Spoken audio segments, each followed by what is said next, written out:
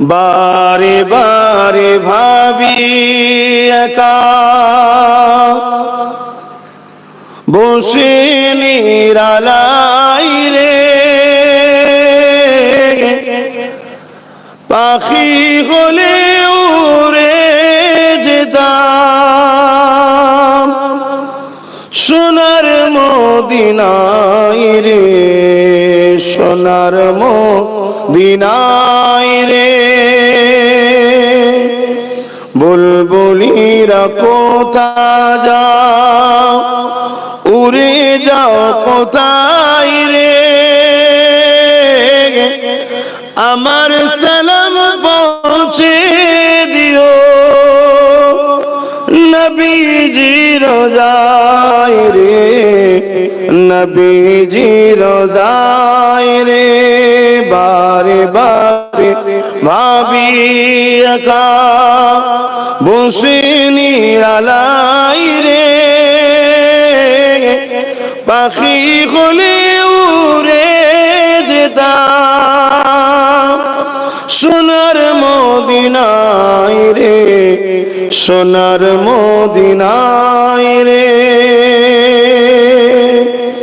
রহম করো গো আল্লাহ ও হৃদয়াময় রে, পাই যেন নবীর শাফাত, নবী মুস্তাফায় রে, নবী মুস্তাফায় রে। আল্লাহুম্মা সাল্লি আলা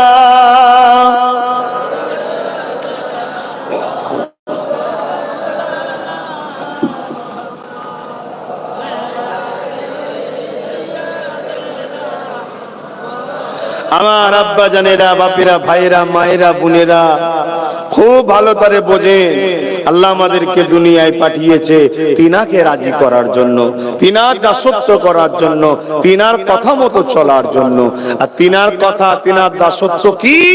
আল্লাহ সেটা কোরআন পাঠিয়ে জানিয়েছেন, এবং কোরআনটা বুঝাবার জন্য, জানাবার জন্য দয়ার নবী, রহমতের নবীকে আল্লাহ পাঠিয়েছেন। জোরে বলুন সুবহানাল্লাহ। অতএব আমার আব্বা ভাইরা, কিয়ামত বড় কঠিন হবে, ময়দানে মাশর বড় কঠিন হবে। ওই মাহফিলে যখন আল্লাহ নবী আলোচনা করছিলেন, একটা খুব সুন্দর কথা, একটা হাদিস আপনাদের শোনাই।